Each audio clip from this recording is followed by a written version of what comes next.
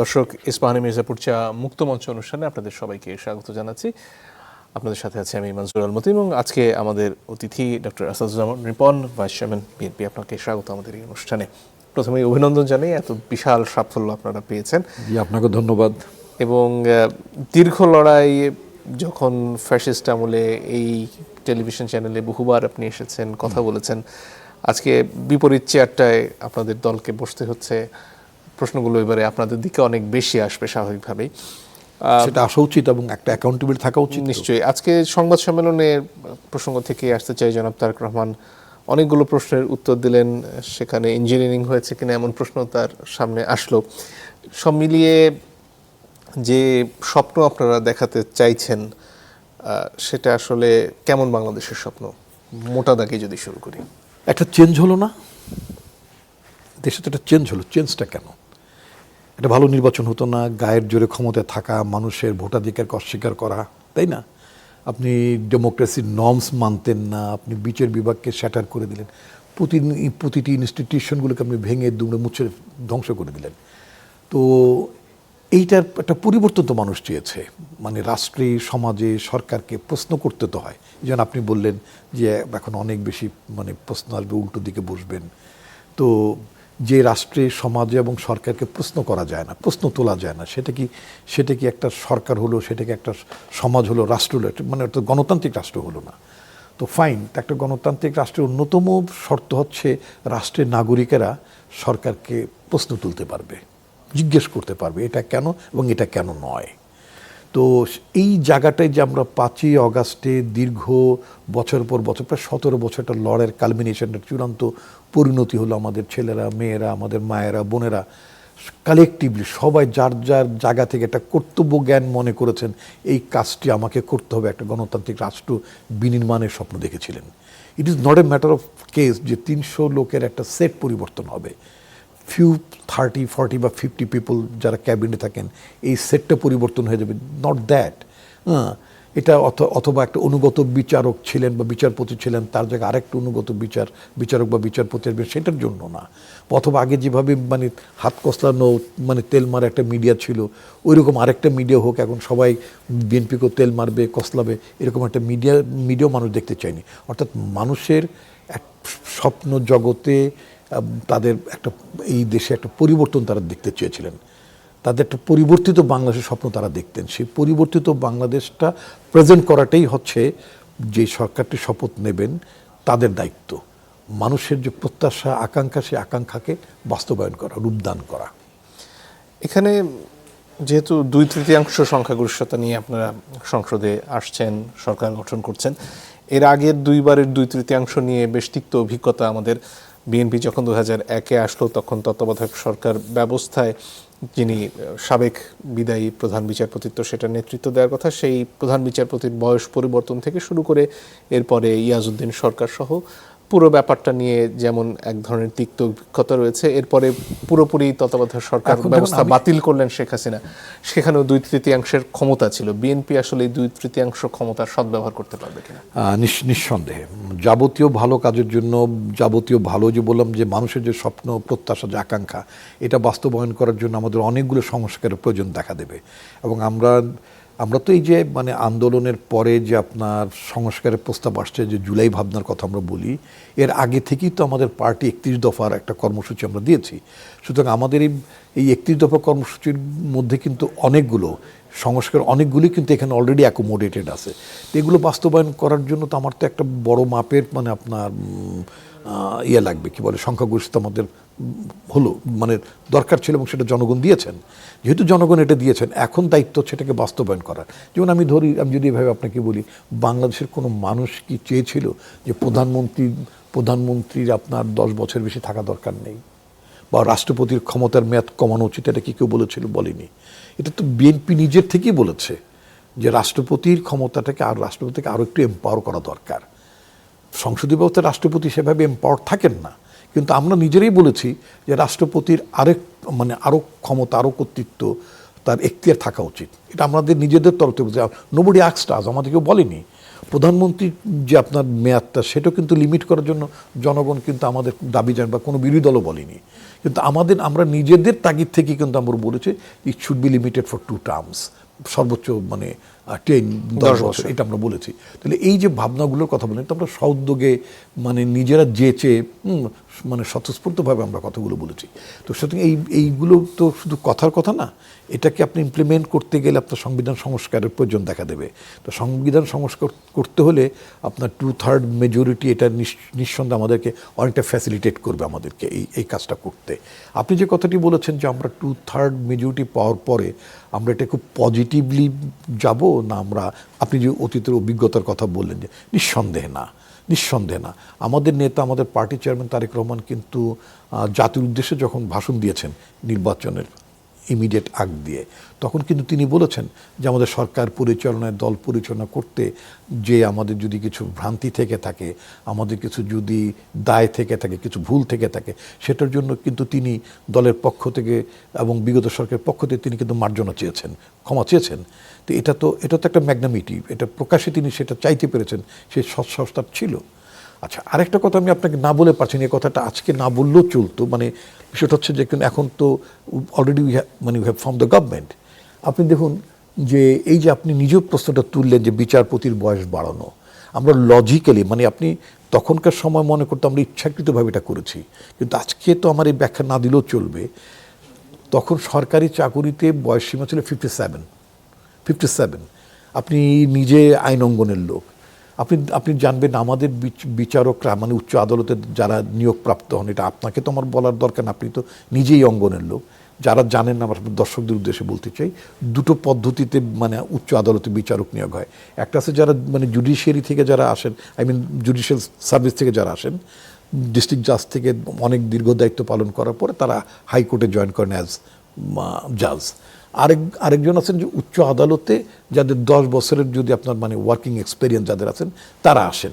এখন আপনি চিন্তা করেন যে উচ্চ আদালতে 10 বছরের ওয়ার্কিং এক্সপেরিয়েন্সে যখন হাইকোর্টে তাদের হয় মানে সংযুক্তি ঘটে, তারপর আবার 2 বছর ট্রায়ালে থাকেন, অনেকেরই বয়স কিন্তু প্রায় 50-এর পরে যে বিচারক হিসেবে ঢোকেন অনেকেই।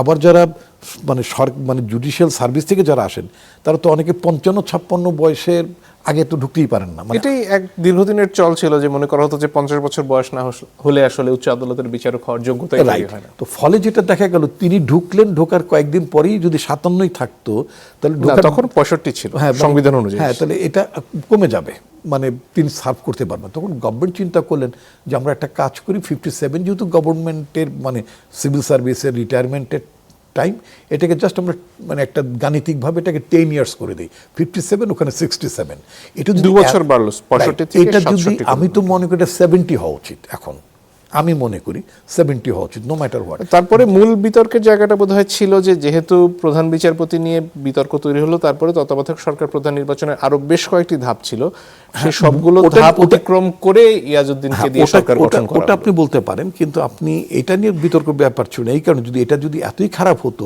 তাহলে আওয়ামী লীগ যে 15 বছর দায়িত্বে থাকলো, এটা খুব খারাপ হলে তারা এই 15 বছরে তারা এই 2 বছরের বিষয়টা এনজয় করলো কেন? তারা তো বলতে পারতো যে না, তারা তো পুরো ব্যবস্থাটাই মোটামুটি বিদায় করে দিল, তত্ত্বাবধায়ক ব্যবস্থাই না, তারা এনজয় করলো এটা, মানে আমাদের রেখে যাওয়া সিস্টেমটাকে তারা এনজয় করলো তারা, অথচ এটা সমালোচনা করতো আবার ভোগ করতো।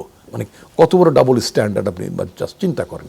আমাদের রাজনীতিবিদদের ব্যাপারে একটা অভিযোগ হচ্ছে কি, যে রাজনৈতিক দল যেটা খারাপ করে যায়, পরের রাজনৈতিক দল ওটা ঠিক করে না, বরং তার চেয়ে আরেকটু খারাপ অন্য কিছু করে। এবং যেটা জিনিসপত্রের দামের ক্ষেত্রে একইভাবে প্রযোজ্য, যেটার দাম একবার বাড়ে সহজে আর কমতে চায় না। এই যে একটা চল, যে অতীতে যা খারাপ হয়েছে আমরা অন্তত অত খারাপ করছি না সেই তুলনায় যাওয়া, কিংবা অতীতে যা হয়েছে আমরা ওই রকমই করছি, এই যুক্তিগুলো গত 15 বছর ধরে আমি শুনেছি। এখান থেকে আমরা বেরিয়ে আসতে পারবো কিনা? এই যুক্তিটা আসলে যুক্তি না। আপনি গুড গভর্নেন্স দেবেন, মানুষের প্রত্যাশা পূরণ করার জন্য আপনি সার্বিক চেষ্টা করুন। যেমন আমি একটা কথা, যদি গতকালকে একটা আলোচনার মধ্যে ছিলাম, যদি এইভাবে বলি, যেমন 2026 এবার আমাদের দলের নেতৃত্বাধীন সরকার ইনশাল্লাহ আল্লাহ চাহে তো মানে দায়িত্ব গ্রহণ করবেন। তো এই সরকার জন্য একটা বড় মাপের চ্যালেঞ্জ হবে ওই চুরির টাকার কিস্তি শোধ করা। বলে এটা আবার কি জিনিস?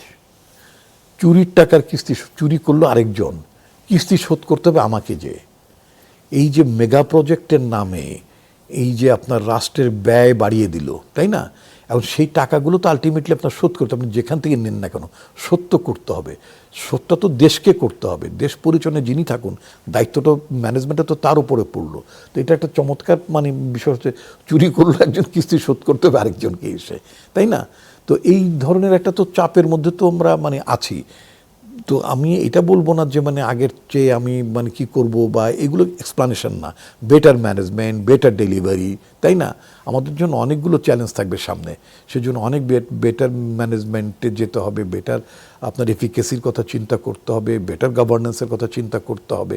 আমি এটা অনলি পসিবল সেটা হচ্ছে যদি মানে আমার নেত্রী, আমার immediate past party chairperson Begum Khaleda Zia একটা কথা বলতেন যে ভালো কিছু করতে হলে, বিশেষ করে রাজনীতির ক্ষেত্রে বলতেন, তখন টেলিফোনে 4G বা এখন তো 5G চলে আসছে বোধ হয়, তাই না? তো 4G বলে যে ওই মানে আপনার টেলিফোনের তরঙ্গের বেলা যেমন 4G বলা হয়, রাজনীতিও একটা 4G আছে। তারপরে প্রথম হচ্ছে গুড পলিটিক্স, গুড পার্লামেন্ট। আপনি ভালো রাজনীতি না হলে ভালো ভালো মানে সংসদ পাবেন না। ভালো সংসদ হলে ওখানে ভালো লোকজন যদি মানে নির্বাচিত হন, মনোনীত হন, তাহলে আপনি একটা ভালো সরকার পাবেন। মানে এরপর মানে 3 নম্বর যে এটা, চতুর্থ জি কোনটা, সেটা হচ্ছে যদি আপনি একটা ভালো সরকার গঠন করতে পারেন, তাহলে না আপনি একটা সুশাসন দেবেন। অর্থাৎ সুরাজনীতি, সুসংসদ, সুসরকার, দেন সুশাসন। তো সুশাসন নিশ্চিত করার আগে একেবারে গোড়াতে যেতে হবে, একটা ভালো রাজনীতি, সুরাজনীতির কথা ভাবতে হবে, সুসংসদের কথা ভাবতে হবে, মানে এরপরের ধাপে একটা সুসরকারও লাগবে। যারা ডেলিভারি করবেন তারা, তাদের যদি ওই জি পারফরমেন্স না থাকে। সরকারের প্রসঙ্গ যেহেতু আসলেই, এই সরকারের সবচেয়ে স্থায়ী অংশ এর আমলাতন্ত্র, এবং একটা কথা বারবারই ঘুরে ফিরে এসেছে গত 1.5 বছরে, যে যারা আসলে এর আগে নির্বাচনগুলো, তিনটে নির্বাচন এইভাবে করতে আওয়ামী লীগকে সহায়তা করেছে, তাদের অনেকেই এখনো বহাল তবিয়তে রয়ে গেছেন এই শাসন ব্যবস্থার মধ্যে। বিএনপি এই আমলাতন্ত্র, এই সামরিক বেসামরিক আমলাতন্ত্র, এই পুলিশ বাহিনী নিয়ে কাজ শুরু করতে চলেছে। এইখানে যে দীর্ঘ একটা ধারাবাহিকতা, যে সরকারে আসে সে কোনোভাবেই ক্ষমতা ছাড়তে চায় না, তাকে টেনে নামাতে হয় ক্ষমতা থেকে, এই প্রবণতায় এরা সবসময় সহযোগী হয়েছেন। সেটার ব্যাপারে আসলে বিএনপির অবস্থানটা কি, কোনো পরিকল্পনা আছে না? একটা হচ্ছে যে বিএনপিকে টেনে নামানোর মতো বর্তমান আমাদের নেতা, আমাদের পার্টি চেয়ারম্যান তারেক রহমান অত্যন্ত প্রজ্ঞাবান নেতা, এবং তিনি অনেক খুব সাপনিক নেতা আমি বলবো। তো তিনি তার যে স্বপ্নের কথা মানুষকে বলেছেন, এবং আমি মনে করি আজকে যেটা বললেন না, যে আমাদের ইঞ্জিনিয়ারিং ছিল মানুষকে কনভিন্স করার যোগ্যতা, উনি মানুষকে বুঝাতে সক্ষম হচ্ছিলেন। মানুষ উপলব্ধি করেছে যে তারেক রহমান হাতেই দেশটা নিরাপদ। তারা বুঝতে সক্ষম হয়েছিলেন যে তারেক রহমানের হাতেই দেশটা এগিয়ে যাবে, উনি উন্নয়ন করতে পারবেন, আমাদেরকে নিরাপদে রাখতে পারবেন, আমাদের দেশটা প্রবৃদ্ধির দিকে যাবে। এটা আমরা কিন্তু মানে ওনার নেতৃত্বে আমাদের দল এটা বোঝাতে সক্ষম হয়েছিল। তো ফলে আমরা যদি আমাদের ভবিষ্যতে সরকার যদি বেটার পারফরমেন্স দিতে পারে, এবং আমরা যদি গুড গভর্নেন্স এনশিওর করতে পারি, তাহলে টেনে নামাতে হবে কেন? আপনি দেখেন বিলেতের মতো একটা দেশে একটা মানে যেখানে ডেমোক্রেসি কাজ করে, সেখানে প্রাইম মিনিস্টার মানে 4টাও তো বদলে যায় একটা মেয়াদে, মানে 5 বছর মেয়াদে 4টা প্রাইম মিনিস্টার বদল ঘটে। প্রবাবলি আমি জানি না, বোধহয় এখন আরেকটা এই নতুন লেবার গভর্নমেন্টের বোধহয় মানে ওনারও বোধহয় মানে যাওয়ার ব্যাপারটা বড় কথাবার্তা হচ্ছে, তাই না? কদিন আগে বা তিনি আসলেন। তো সুতরাং আপনার টেনে নামানোর কোনো মানে প্রয়োজন থাকবে না। আমরা যদি মনে করি খুব সুনির্দিষ্ট রাজনৈতিক কর্মসূচি নিয়ে যদি আমরা দেশের সুশাসন নিশ্চিত করতে পারি, তাহলে নিশ্চয়ই জনগণ যেই আস্থা নিয়ে, বিশ্বাস নিয়ে বিএনপিকে 2/3 সংখ্যাগরিষ্ঠতা দান করেছে, এটাকে আমরা জনগণের আস্থার প্রতি আমরা মানে সম্মান রাখার জন্য আমরা সর্বাত্মক চেষ্টা করব। তত্ত্বাবধায়ক সরকার ব্যবস্থা গত 15 বছরে বিতর্কের একেবারে কেন্দ্রবিন্দুতে ছিল। বিএনপি এটার জন্য দীর্ঘ সংগ্রাম করলো, এবং আজকে বিএনপি ক্ষমতায় আসতে চলেছে। তত্ত্বাবধায়ক সরকার প্রধান কে হবেন, এটা নিয়ে সংস্কারের আমলেও, পুরোপুরি সংস্কারের আলোচনাতেও বোধহয় এটার নিষ্পত্তি করা সম্ভব হয়নি। এখন এই আলোচনা সংসদে আসছে। তত্ত্বাবধায়ক সরকার ব্যবস্থা নিয়ে বিএনপি কি ভাবছে, এটা আসলে কি প্রক্রিয়ায়? এটা আমি আপনাকে বলি, এটা খুবই প্রিম্যাচিউর আইডিয়া হবে টু টক অ্যাবাউট মানে দিস ইস্যু। এটা এখন পর্যন্ত আমাদের মধ্যে, আমরা তো নির্বাচনের মধ্যেই ছিলাম, তাই না? একটা নির্বাচনী লড়াইয়ের মধ্যে ছিলাম। এখন পর্যন্ত নির্বাচনী লড়াইয়ের ক্লান্তিটাও কিন্তু আমাদের কেটে ওঠেনি, এটাও সত্য কথা।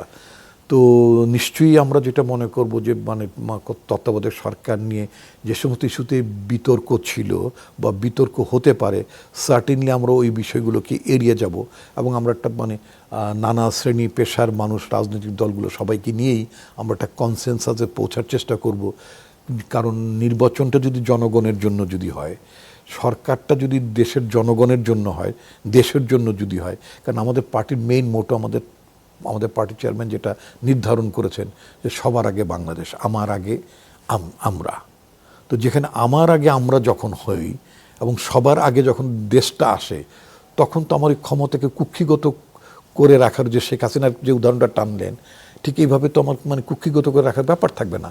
আমরা বারবার আমাদের বেটার পারফরমেন্স দিয়ে আমরা বারবার পরীক্ষায় অবতীর্ণ হব, ইনশাআল্লাহ আমরা বারবার জয় হওয়ার চেষ্টা করব। ধন্যবাদ। একটা বিরতির সময় হয়ে গেছে দর্শক, একটু পরে ফিরে আসছি, আশা করি সাথে থাকবেন।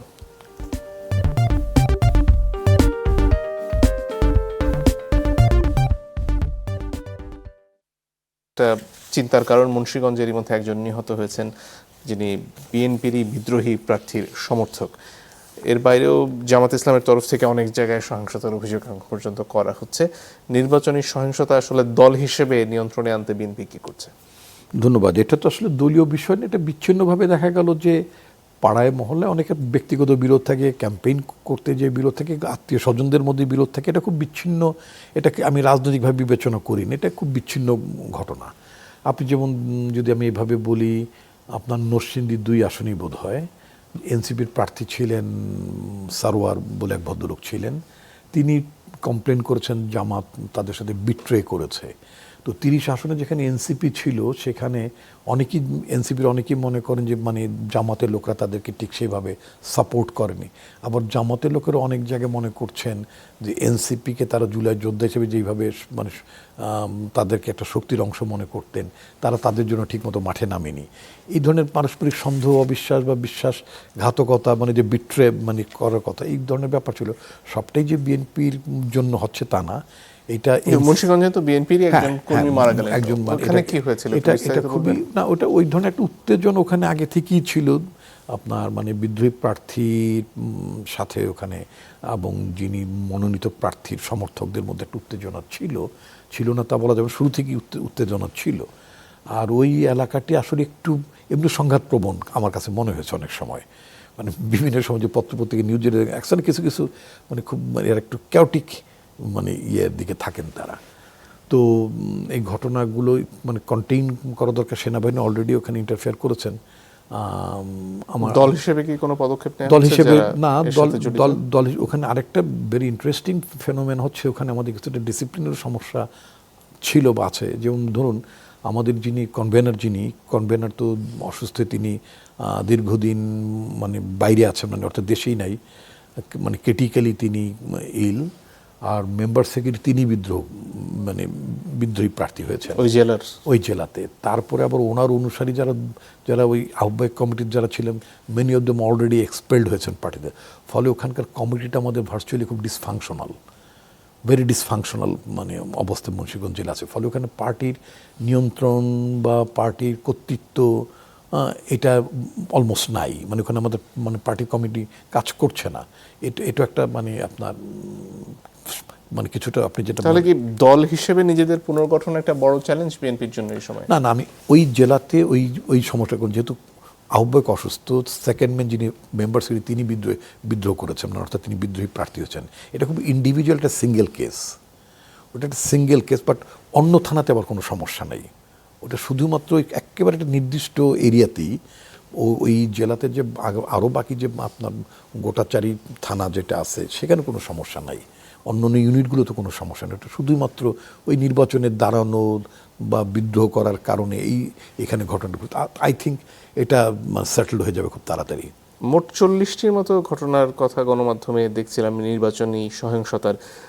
সেক্ষেত্রে বিএনপি তো খুব শিগগিরই শপথ নিয়ে ক্ষমতায় বসতে চলেছে, বা এই সময় থেকে নিশ্চয়ই সরকারের সাথে ওই সব বিষয় নিয়ে আপনাদের আলোচনার সুযোগ আছে। আপনারা কি সেই ব্যাপারে বার্তা দিচ্ছেন কিনা বর্তমানে? না, এটা তো নির্বাচন আগে থেকেই আমরা বার্তাটা দিয়েছি। আমরা বলেছি যে একেবারেই আমাদের পার্টি যারা আছেন তাদের সবাইকে নিয়ম এবং শৃঙ্খলার মধ্যে চলতে হবে। আজকে আমাদের পার্টি চেয়ারম্যান যেটা মানে প্রেসকে মিট করেছেন, সেখানেও তিনি কিন্তু একটি মানে দলের জন্য না, সামগ্রিকভাবে মানে দেশে শান্তি শৃঙ্খলা বজায় রাখার ক্ষেত্রে তিনি আহ্বান জানিয়েছেন। আর দলের পরিচয় বহন করে যদি কেউ কোনো বিশৃঙ্খলার চেষ্টা করে, সেটার ব্যাপারে মানে ন্যূনতম ছাড় দেওয়ার কোনো সুযোগ নাই। আমি শেখ হাসিনা আমলের ওই জিরো টলারেন্স এই দুটো শব্দ ব্যবহার করতে চাই না। মানে আমরা দেখেছি জিরো টলারেন্সের কথা বলতেন মানে তারা, কিন্তু তারা আসলে এটাকে প্র্যাকটিক্যালি এটা করতেন না। কিন্তু আমরা যেটা বলতে চাই যে আমাদের সরকার দায়িত্ব নেওয়ার পর থেকে ইনশাল্লাহ আমরা এটাকে সিরিয়াসলি করব, আমরা দেখব এবং ইনশাল্লাহ আমরা এটা কন্টেইন করতে সমর্থ হব। ভোটের হিসেবে যদি আসি, জামাতে ইসলামের ভোট অন্তত 4 গুণ বেড়েছে তাদের আগের যে হিসেব সে তুলনায় শতাংশের হিসেবে। সব মিলিয়ে যে তাদের উত্থান একরকম, এই আসনের সংখ্যায় ততটা স্পষ্ট না হলেও তারা অনেকগুলো আসনে খুব কাছাকাছি চলে এসেছিলেন, আপনাদের বেশ প্রতিদ্বন্দ্বিতা গড়ে তুলেছেন। এখানে কি জামাতের সাফল্য নাকি বিএনপির বিরুদ্ধে তারা যে অভিযোগগুলো করে এসেছেন যে স্থানীয় পর্যায়ে চাঁদাবাজির কারণে মানুষ বীতশ্রদ্ধ হচ্ছেন বিএনপির ওপর, সেটাকে দায়ী করবেন? ধন্যবাদ আপনাকে। আমাদের ভোটও কিন্তু কমেনি, মনে রাখতে হবে। আমাদের ভোটও যদি কমতো তাহলে আপনি বলতে পারতেন যে যে অভিযোগগুলোর কথা বলতেন, এই যে ওদের যে একেবারেই খুব খুব কৌশলী অভিযোগ, নির্বাচন আগে তারা খুব কতগুলো কৌশল, মানে আমি একটা চ্যানেলে গতকালকে বলেছিলাম ওদের একটা ফাপড়বাদী ছিল। ওরা মনে করতো যে এই ধরনের মানে প্রোপাগান্ডা করে ওরা আপনার একটা হাইপ তুলে ফেলেছিলেন, তারা সরকার গঠন করবেন। Can you imagine? মানে আপনি যদি 91, 96, 2001 তিনটাই তো নির্বাচন বাংলাদেশে মোটামুটি গ্রহণযোগ্য নির্বাচন হয়েছে। এই তিনটা নির্বাচনে তাদের মানে প্রাপ্ত ভোটের অবস্থা কি ছিল এটা তো আপনি জানেন। আচ্ছা, সেই দলটি এখন যে পরিসংখ্যানটা আপনি দেখতে পাচ্ছেন, এই পরিসংখ্যানটি কি আপনার বিশ্বাসযোগ্য? হয় আপনাকে বলতে হবে তাদের উত্থান ঘটেছে। অন দ্য আদার হ্যান্ড আপনি বলছেন তাহলে কি বিএনপির বিরুদ্ধে যেই অভিযোগগুলো তারা তুলতো সেই অভিযোগগুলো মানুষ গ্রহণ করেছে? আমি দেখলাম যে মানুষ সে অভিযোগ গ্রহণ করেনি। অভিযোগ গ্রহণ করলে তো বিএনপির যে ভোট গড়ে যে ভোটটা, আমি তো এখানে বিএনপির ভোটও বেড়েছে। বিএনপির ভোট বেড়েছে, তার একটা ব্যাখ্যা হচ্ছে এখানে আওয়ামী লীগ নেই এবং আওয়ামী লীগের ভোটটা ভাগ হয়ে দুই দিকে গেছে। আমি এটা বলি, বিএনপির ভোট বেড়েছে, ওদের তো ভোটে এটা ছিল না কথাটা। আমার কিন্তু একটা স্ট্যান্ডার্ড ভোট ছিল, সেই স্ট্যান্ডার্ড ভোট থেকে আমার স্লাইটলি বেশ খানিকটা 30-33 থেকে বেড়ে 50-এর উপরে গেছে আপনাদের। স্লাইটলি বেড়েছে, তাই না? বাট ওদের যে ভোটটা বেড়েছে, আমার তো ভোট বাড়ার যৌক্তিক কারণ আছে। আমার ভোট বাড়ার যৌক্তিক কারণ আছে, সেটা হচ্ছে যে আমরা একটা অভিজ্ঞ রাজনৈতিক দল, আমরা বেটার পারফর্ম করতে পারবো, আমাদের হাতে সরকার নিরাপদ থাকবে, আমাদের নেতার নেতৃত্বে দেশটা নিরাপদ থাকবে। আমাদের এই দেশটা তো মানে আমাদের যে জনগণ তো এটাকে মানে এই ভূখণ্ডটা মানে গাজায় পরিণত হোক, এখানে হামাসীয় ব্যাপার হোক, এটা তো নিশ্চয়ই আমাদের জনগণ তো এরকম একটা চিন্তা করে না। এখানে অন্য কোনো মানে আমাদের এই সমস্ত উগ্রবাদিতার কারণে আমাদের দেশ একটা সংকটের মধ্যে পড়ে, এটা তো নিশ্চয়ই জনগণ চাইতো না। তো ফলে জনগণ যেটা লিবারেল ডেমোক্রেসিতে বিএনপিতে তারা সেই আস্থাটা রেখেছিল যে বিএনপির নেতৃত্বে দেশটা নিরাপদে থাকবে, বিএনপির নেতৃত্ব দেশটাকে সমৃদ্ধির দিকে নিয়ে যেতে পারবে। তার চেয়েও বড় জিনিস হচ্ছে তারেক রহমান এই বেশ দীর্ঘ সময় ধরে যে বক্তব্যগুলো জনগণকে দিচ্ছেন, তার প্রতিটি বক্তব্যকে মানুষ খুব ইতিবাচকভাবে গ্রহণ করেছেন এবং তার বক্তব্যের কারণে মানুষ তার প্রতি ব্যক্তিগতভাবে তার নেতৃত্বের প্রতি আস্থা রেখেছে। ফলে এই যে ভোটটা যেটা বাড়ছেন, এটা আমি বলবো অ্যাবসলিউটলি এটা তার নেতৃত্বের কারিশমা। বাড়তি একটা তো দলের প্রতি আস্থা আছে এবং তারেক রহমান ক্ষমতায় গেলে, দায়িত্ব পেলে তিনি যে দেশটাকে একটা ভালো জায়গায় নিয়ে যেতে পারবেন, হ্যাঁ, এবং সবাইকে নিরাপদে রাখবেন, প্রতিহিংসা মুক্ত একটা মানে সমাজ বিনির্মাণ তিনি করতে পারবেন, এটা মানুষ আস্থা রাখতে পেরেছিল। আমি যেটা বলতে চাই জামাতের ব্যাপারে, জামাতের যে ভোটটা আপনি যেটা বলতে চাইলেন 4 গুণ বেড়েছে, এটা আমার কাছে খুব অবিশ্বাস্য মনে হয়েছে। এই ভোট তাদের মানে প্রাপ্তির কোনো মানে কারণ ছিল না। এখন বলবেন যে কেন মানে ছিল, এটা আমি যেটা মনে করি, এটা আমি ডাকসু ইলেকশনের পরে কথাটা বলেছি, আপনার অনুষ্ঠানেই বলেছি। আমি কি বলেছিলাম যে এটা হচ্ছে ওদের ভোট না, এই ভোটটার সাথে আপনার এরা যেমন গুপ্ত ছিল, ওই গুপ্তরা আবার এদের মধ্যে গুপ্ত। এখন এই গুপ্তি চলছে রাজনীতিতে। ফলে এটা হচ্ছে পতিত স্বৈরাচারের লোকেরা যারা এখন গুপ্ত অবস্থায় নানা জায়গায় আশ্রয় নিয়েছে, এই ভোটটা তাদের। জামাতে আওয়ামী লীগের পার্মানেন্ট মানে পলিটিক্যালি পার্মানেন্ট এনিমি বলবো না, প্রতিপক্ষ। আমি এনিমি শব্দটা বলতে চাই না, একটা দেশে আমরা এনিমি হবো কেন একজন আরেকজনের? প্রতিপক্ষ। তো আওয়ামী লীগের পার্মানেন্ট প্রতিপক্ষ, সবচেয়ে বড় টার্গেটেড প্রতিপক্ষ কারা? বিএনপি। তার ক্ষমতার প্রতিদ্বন্দ্বী বিএনপি ছিল বরাবরই, বা বিএনপিরও বরাবরই প্রতিদ্বন্দ্বী প্রতিপক্ষ ছিল আওয়ামী লীগ। তাহলে বিএনপি যদি খুব কমফোর্টেবলি সেটেলড হয়ে যায়, মানে আমি শব্দটা বলতে কমফোর্টেবলি সেটেলড হয়ে যায় অনেক মানে বড় মানে নিয়ে, সমর্থন নিয়ে, এবং তারপর যদি বিএনপি যদি বড় মাপের আপনার খুব মানে প্রজ্ঞার সাথে দেশ পরিচালনা করতে পারে, এবং অনেকগুলো যদি খুবই আপনার মানে সুশাসন নিশ্চিত করে অনেক দেশকে যদি অর্থনৈতিক সমৃদ্ধির দিকে নিয়ে যেতে পারে, মানুষ কি বিকল্প ভাবার বিএনপি নেতৃত্বের বাইরে বিকল্প ভাবনার কোনো কারণ থাকতে পারে না। ফলে BNP long time BNP politically এবং ইলেকট্রাল পলিটিক্সে বিএনপি সেটেলড হয়ে যেতে পারবে, এবং এটাকে কেউ কোশ্চেন বা চ্যালেঞ্জ করতে পারবে না।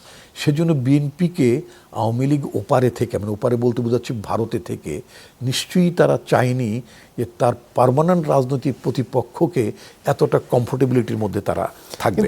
সেক্ষেত্রে আমার কাছে যেটা মনে হচ্ছে, সাময়িকভাবে তাদের অনেকেই জামাতকে জানে, কিন্তু নির্বাচনের যে পুরো প্রচারণা জুড়েই তো বিএনপির তরফ থেকে বলা হয়েছে আওয়ামী লীগের কর্মীদের নিরাপত্তা দেওয়ার কথা, এবং নির্বাচনের পরে আওয়ামী লীগের অফিস খুলে দেওয়ার ঘটনা তো ঘটেছে। আপনি যে কথাটি আপনি বলছেন, আমি যেটা বলছি, জামাতকে তারা টেম্পোরারি ভোট দিচ্ছে, পার্মানেন্ট ভোট না। কিন্তু বিএনপির তরফ থেকে তো আওয়ামী লীগের কর্মীদের আহ্বান করা হয়েছে। আরেকটা কথা একটু বলতে চাই, আমি আপনাকে একটা কথা মনে করিয়ে দিতে চাই, কোনো রাজনৈতিক দলের সমর্থন কিন্তু স্থায়ী না। আপনি যদি 1947-এ যে পাকিস্তান মুসলিম লীগের নেতৃত্বে বা মুসলিম লীগের নেতৃত্বে যে পাকিস্তান প্রতিষ্ঠিত হয়েছিল, তখনকার সবাই তো মানে পাকিস্তান প্রতিষ্ঠার পক্ষেই তো মেনলি সবাই ছিলেন। শেখ মুজিবুর রহমান থেকে শুরু করে মৌলানা ভাসানী থেকে সবাই, কে না, সবাই তো ছিলেন। আচ্ছা, আমাদের পূর্বপুরুষেরা মাত্র 7 বছরের ব্যবধানে, 47 to 54-এ, আমারও জন্মের বহু আগে, তো 54-এ যখন মুরব্বীদের কাছে শুনেছি, যখন নির্বাচনটা হলো যুক্ত ফ্রন্টের নেতৃত্বে, মৌলানা ভাসানী, সোহরাওয়ার্দী সাহেব এবং শেরে বাংলা ফজলকের নেতৃত্বে যে যুক্ত ফ্রন্ট ছিল, সেই যুক্ত ফ্রন্টের নেতৃত্বে মুসলিম লীগ তো পরাজয় মানে কি একটা সিট অলমোস্ট পায়নি, এরকম তো অবস্থা ছিল। তাহলে যেই মুসলিম লীগ পাকিস্তান সৃষ্টি করতে আনলো, মানে মুসলিম লীগ পাকিস্তান সৃষ্টি করার কৃতিত্ব নিল, যাদের নেতৃত্বে পাকিস্তান প্রতিষ্ঠিত হলো, সেই পাকিস্তানের 7 বছরের মাথায় মুসলিম লীগের বিদায় হয়ে গেল, তাই না? তাহলে তার মানে জনপ্রিয়তা বা সমর্থন এটা কোনো পার্মানেন্ট না। তা এই যে কিছু বুদ্ধিজীবীরা যেটা ধারণা করেন, বলার চেষ্টা করেন আওয়ামী লীগের এত পার্সেন্ট ভোট, আরে আওয়ামী লীগের এত পার্সেন্ট ভোট কি স্ট্যাটিক নাকি? কোনো দলের পক্ষে সমর্থন স্ট্যাটিক না, এটা অলওয়েজ ফ্লাকচুয়েট করবে। ভালো কাজ করলে আমি যেটা বলতে চাই, আওয়ামী লীগের মন্দ কাজের জন্য আওয়ামী লীগ মানুষ হত্যা করেছে, 134 জন শিশুকে হত্যা করেছে মাত্র 36 দিনে, তাই না? এবং জাতিসংঘের হিসেব অনুযায়ী প্রায় তারা 1400 মানুষকে মেরেছে, তারা হত্যা করেছে, তাই না? তো এরকম একটা নারকীয় হত্যাকাণ্ড এবং দেশটাকে লুটপাট করে ফোকলা বানিয়ে ফেলেছে। এটার কারণে কি আপনি মনে করেন কোনো শুভ বুদ্ধি সম্পন্ন কোনো যারা আওয়ামী লীগ পছন্দ করতেন বা ওই নীতিটা পছন্দ করতেন, তারপরেও তারা আওয়ামী লীগকে সমর্থন করবেন? এর ধরনের একটা হত্যাকারী, ধরনের এটা মানবতা বিরোধী অপরাধ যারা সংগঠন করেছেন, তাদেরকে সমর্থন করার মতো, আওয়ামী লীগ করার মতো লোকের সংখ্যা তো কমে যাওয়ারই কথা। আমি তো মনে করি ওখানে কি সেন্সিবল লোক নাই, ওখানে কি বিবেকবান লোক কি ওখানে ছিল না? নিশ্চয়ই ছিল। ফলে তাদের সমর্থনটা আওয়ামী লীগ লুজ করেছে। সুতরাং যারা আওয়ামী লীগের অপকর্মগুলোকে নিন্দা করেছে বা ওটার ভাগিদার যারা হতে চায়নি, যারা মনে করেছে যে না মানে এই আওয়ামী লীগ সেই আওয়ামী লীগ না, এটা তো একটা হত্যাকারী দল, ফলে তাদের সমর্থনটা নানা জায়গায় যেতেই পারে। আমি যদি এইভাবে বলি, মানে এটা আওয়ামী লীগ হিসেবে না। তাহলে বিএনপির নেতাদের আওয়ামী লীগের অফিস খুলে দিতে হচ্ছে কেন? এটা খুবই একটা বিচ্ছিন্ন ঘটনা, এটা আপনি প্রবাবলি আপনি একটা পঞ্চগড়ের একটা উদাহরণ বোধহয় টানছেন, কারণ আমি পঞ্চগড়ে মিটিং করতে যখন গিয়েছিলাম বছর 2 আগে, তখন ওই যার নাম আমি শুনলাম যে আবু দাউদ আর দাউদ আলী বলে যে ভদ্রলোক, মানে যিনি মানে যার পরামর্শে বা নির্দেশে খোলা হয়েছে, আমি এই ভদ্রলোককে চিনি, মানে মিটিং করতে যে মানে জানলাম যিনি ওই স্থানীয় নেতা ওখানকার, কাজটি ভালো করেননি তিনি, মন্দ কাজ তিনি করেছেন। আপনাকে জেতার জন্য আপনার কোনো পতিত স্বৈরাচারের, বিএনপিকে জেতার জন্য কোনো পতিত স্বৈরাচারের সমর্থনের প্রয়োজন নাই, লাগে না। আপনি বিএনপির পলিটিক্সের রাইট ট্র্যাকে আছে, আপনি জনগণের পক্ষে ছিলেন, আপনি আন্দোলনের পক্ষে ছিলেন, আপনি ফ্যাসিবাদের বিরুদ্ধে ছিলেন, আপনি লুণ্ঠনকারীদের বিরুদ্ধে ছিলেন। আপনার অপশক্তি যারা দেশটাকে লুণ্ঠন করেছে তাদের সমর্থন কোনোই প্রয়োজন নেই আপনার। কিন্তু বিএনপির তো স্পষ্টতই অবস্থান এই দিকে, বারবারই আপনাদের নেতারা বলেছেন যে আপনারা কোনো রাজনৈতিক দল নিষিদ্ধ করতে চান না। ওয়েল, আমরা কিন্তু যেটা আমি বলতে চাই সেটা হচ্ছে যে আপনি রাজনীতি আপনি অর্ডিন্যান্সের মাধ্যমে মানে কোনো দল নিষিদ্ধ করা, দল এখনও নিষিদ্ধ না, তাদের কার্যক্রম নিষিদ্ধ। আপনি জানেন যে আপনি কখনো কখনো দেখবেন যে আপনি বিশেষ ক্ষমতা আইনে কখনো কখনো মানে মানুষদেরকে একসময় ডিটেইন করা হতো, তাই না? ডিটেনশন বলতো। তো ডিটেনশনে রাখা মানেই তো মানে মানে তিনি অপরাধী নন, হয়তো রাষ্ট্র মনে করেছে ওই আইন অনুযায়ী যে তিনি খুব বিপজ্জনক, ফলে তাকে ডিটেইন করা দরকার, ডিটেইন করা হতো। আওয়ামী লীগের কার্যক্রম এখন নিষিদ্ধ মনে করা হয়েছে। সরকার মনে করেছেন যে আওয়ামী লীগ নিদারুণ অমানবিক কাজগুলো করেছে, মানবতা বিরোধী কর্মকাণ্ডগুলো করেছে, এবং তারা যদি তাদের কর্মকাণ্ডগুলো যদি কন্টিনিউ করে তাহলে তারা মানুষের যে ক্ষোভের কারণ হতে পারেন, এবং এখানে আইন শৃঙ্খলা পরিস্থিতির অবনতি হতে পারে। হ্যাঁ, আমার মনে হয় নানা বিবেচনা থেকে তাদের কার্যক্রম নিষিদ্ধ করা ছিল। সংগঠন হিসেবে তো আওয়ামী লীগকে আমার যতদূর জানি যে সংগঠন আওয়ামী লীগকে তো বোধ still Awami League is not কার্যক্রম নিষিদ্ধ আছে, জাস্ট কার্যক্রম দল নিষিদ্ধ, নিষিদ্ধ রাইট। নয়। একটা বিরতির সময় হয়ে গেছে দর্শক, একটু পরে ফিরে আসছি, আশা করি সাথে থাকবেন।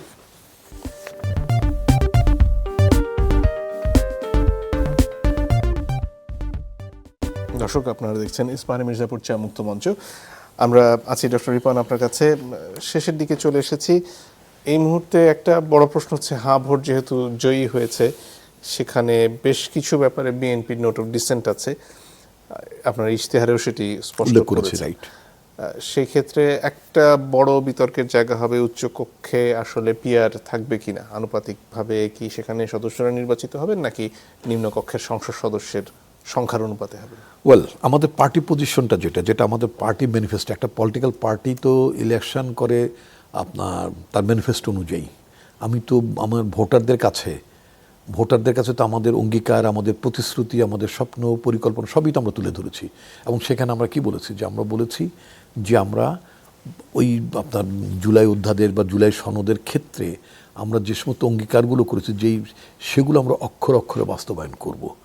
তো আমরা তো মানে পিয়ারের ব্যাপারে তো আমাদের ওখানে তো আমাদের কোনো ছিল না, প্রতিশ্রুতি ছিল না। সেক্ষেত্রে জামাত ইসলামের যেহেতু স্পষ্টত এটা একটা বড় দাবি ছিল, মাঠের রাজনীতিকে এই ইস্যু ঘিরে সামনে উত্তাল হয়ে ওঠার সম্ভাবনা দেখেন? এটা জামাতের উচিত হবে বা প্রত্যেকটা পলিটিক্যাল পার্টির উচিত হবে, যেহেতু একটা ফ্রি ফেয়ার ইলেকশনের মধ্য দিয়ে আমরা একটা জাতীয় সংসদ গঠন করতে যাচ্ছি, তাই না? তো সুতরাং এইখানে এবং জাতীয় সংসদের প্রথম 6 মাস যেহেতু আপনার একটা এখানে আইন প্রণয়ন করা, বা মানে আইন তো এমনি সংসদের কাজও তাই, বাট নেসেসারি যে রিফর্মসগুলো, সেই রিফর্মসগুলো করার জন্য এটা কিন্তু একটা মানে সংবিধান সংস্কারের কাজগুলো তারা করবে। তো এই কাজের মধ্য থেকে তো তাদের এইখানে জনগণের রায় এবং সংসদকে তাদের বেশি প্রাধান্য দেওয়া উচিত হবে, সম্মান করা উচিত হবে। এটাকে কেন মাঠে নিয়ে যেতে হবে? এখানে একটা বিতর্ক আছে যে জুলাই সনদ এবং জুলাই সনদ বাস্তবায়ন আদেশ, এই দুটির মধ্যে ফারাক হচ্ছে পরেরটিতে এই যে নোট অফ ডিসেন্ট সেগুলো নেই, ফলে আইন আকারে জুলাই সনদ যেটুকু আছে সেখানে অনেক বিষয় যেগুলো নিয়ে আসলে বিতর্ক তখন অব্যাহত ছিল সেই বিষয়গুলো অন্তর্ভুক্ত করা হয়নি।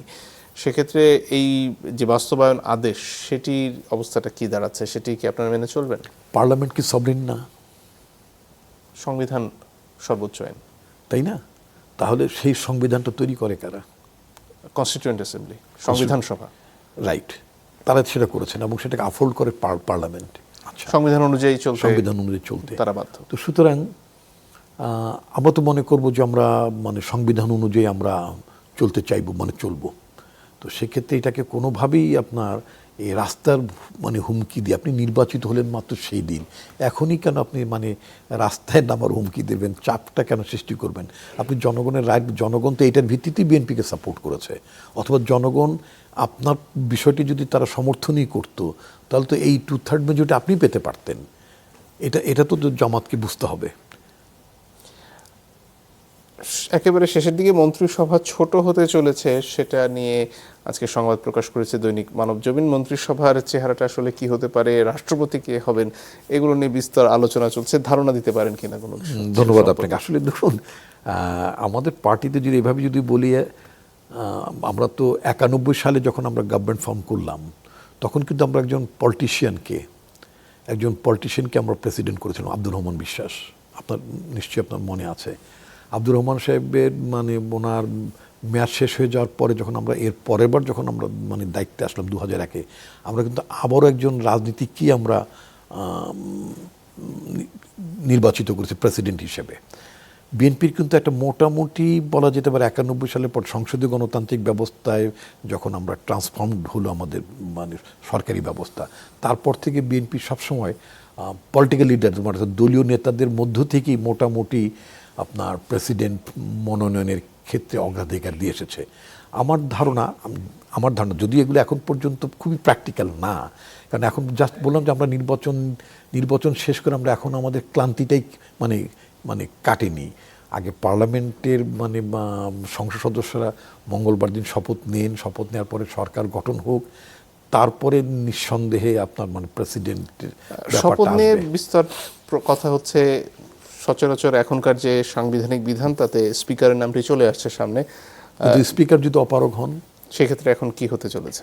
স্পিকার যদি অপারগ হন নিশ্চয়ই সেখানে নিশ্চয়ই কোনো তার মনোনীত কেউ করতে পারবেন মানে স্পিকার যদি আপনার যদি অপারগ হন, স্পিকার যদি না থাকেন দায়িত্বে, তাহলে নিশ্চয়ই আইনি তো একটা ব্যাখ্যা নিশ্চয়ই আছে, সেই অনুযায়ী হবে। আগামীকালকে জনাব তারেক রহমান দেখা করতে যাচ্ছেন জামাতের আমির ডক্টর শফিকুর রহমানের সাথে এবং এনসিপির আহ্বায়ক জনাব নাহিদ ইসলামের সাথে। এখানে এটি কি স্রেফ নির্বাচন পরবর্তী সৌজন্য সাক্ষাৎ নাকি মানে it will B A manifestation of good gesture? এর বাইরে কি কোনো রাজনৈতিক আলোচনা আছে বা জাতীয় সরকারের যে আলাপ সেটা জাতীয় সরকার আলোচনা হওয়ার কোনো কারণ নেই, তাহলে একটা বাকশালী ব্যবস্থা করা যেতে পারত। You need a vibrant parliament, you need a very strong vibrant opposition as well as. তো সুতরাং জাতীয় সরকার তো আমার এই মুহূর্তে করার দরকার না, বরং আমাদের একটা স্ট্রং অপোজিশন যদি থাকে তাহলে তারা বেশি গভর্নমেন্টকে অ্যাকাউন্টেবল করতে পারবেন, এবং সেটাই কিন্তু খুব বেশি দরকার। আপনার এই ক্ষেত্রে যাতে আমরা সবাই মিলিয়ে একটা সরকার গঠন করে ফেললাম, হুইল বি দ্য অপোজিশন, তাহলে তো সেটা একটা আওয়ামী লীগের শাসন ব্যবস্থাটা রেপ্লিক হয়ে যাবে। আওয়ামী লীগ যেমন আপনার সরকার গঠন করার পরে তাকে যারা সাপোর্ট করেছেন, এরশাদকে দূত বানিয়েছেন, এরশাদের ভাইকে মন্ত্রী বানিয়েছেন, অপোজিশন লিডার বানিয়েছেন, এগুলো তো আসলে ইনফ্যাক্ট তামাশা। মানে you don't need to stage another drama. এটা আরেকটা করার কোনো দরকার নাই। জনগণের কাছে আপনার সুস্পষ্ট প্রতিশ্রুতি আছে, এবং আমাদের পার্টির চেয়ারম্যান তারেক রহমানের প্রতিশ্রুতি আছে। তিনি খুব categorically both local and international মিডিয়াতে আপনি দেখবেন নিউজগুলো ছাপা হয়েছে যে তিনি বলেছেন জাতীয় সরকার আমরা সেভাবে মানে তাদেরকে নিয়ে জাতীয় সরকার গঠন করার কোনো। তাহলে জাতীয় সরকার যে শব্দটা ব্যবহার করেছেন আপনার আগে বিভিন্ন সময়, সেটার এটা কিন্তু আবারও উনি ক্লিয়ার করেছেন, যেটা আমাদের সাথে যারা যুগপৎ আন্দোলন করছে, আমাদের সাথে কিছু লাইক গণতন্ত্র মঞ্চ এরকম কিছু পলিটিক্যাল পার্টি তো আমাদের সাথে ছিলেন। আপনি নিশ্চয়ই সেই ছবিগুলো আপনার খেয়াল আছে যে আমাদের অ্যাক্টিং চেয়ারম্যানের সাথে তারা তখনকার সময় ভার্চুয়ালি মিটিং করছেন, বা এরপরে নজরুল ইসলাম খান মানে আমাদের পার্টির স্থায়ী কমিটির সদস্য, তিনি পার্টির তরফ থেকে মানে লিয়াজো কমিটির হেড হিসেবে তিনি সমন্বয় করতেন। তো সেখানে তো নিশ্চয়ই আপনি জাতীয় পার্টি বা এনসিপির সাথে তো আপনি এই ধরনের কোনো কোঅর্ডিনেশন মিটিং দেখেছেন আপনি দেখেননি। তো ফলে মানে তাদেরকে নিয়ে তো আমার জাতীয় সরকার গঠন করার কোনো মোরাল অব্লিগেশন কম্পালশন কোনোটাই নাই। সেক্ষেত্রে কি এই যে আপনাদের আন্দোলনের সঙ্গে যারা ছিলেন তাদের মধ্য থেকে মন্ত্রী দেখতে পাচ্ছি আমরা? আমি বলবো মানে সরকারে তো নানা ফর্ম থাকে, কোনো না কোনো ফর্মে তারা আমাদের সাথে মানে থাকবেন। যেমন ইতিমধ্যে যেন আমরা তাদের জন্য আসন ছেড়েছি, কারুর সাথে তারা জোট সঙ্গী হিসেবে তারা তারা ইলেকশন করেছেন, আমরা তাদেরকে সাপোর্ট দিয়েছি। কেউ তো ধানের শীষ নিয়েও নির্বাচন, কেউ ধানের শীষ নিয়ে নির্বাচন করেছেন। ফলে একটা তো অ্যাডজাস্টমেন্ট হয়েছেই। তারপরে আপনার মানে সরকারের সাথে নানাভাবেই তারা যুক্ত থাকবেন। মানে সেটা যে মন্ত্রী হিসেবে থাকবেন, নট নেসেসারি থাকতেও পারেন, মানে এইগুলো নিয়ে এখন, এবং এটা অ্যাবসলিউটলি এটা আমার পার্টির চেয়ারম্যানের জুরিসডিকশন। নিশ্চয়ই। অনেক ধন্যবাদ আজকে আমাদেরকে সময় দেওয়ার জন্য। আবারও আপনাদের দলকে অভিনন্দন জানিয়ে আজকের মতো আপনাকে অনেক ধন্যবাদ। এখানে শেষ করছি। দর্শক, বিদায় নিচ্ছি। যারা এতক্ষণ আমাদের সাথে ছিলেন তাদেরকে আবারও ধন্যবাদ জানাচ্ছি।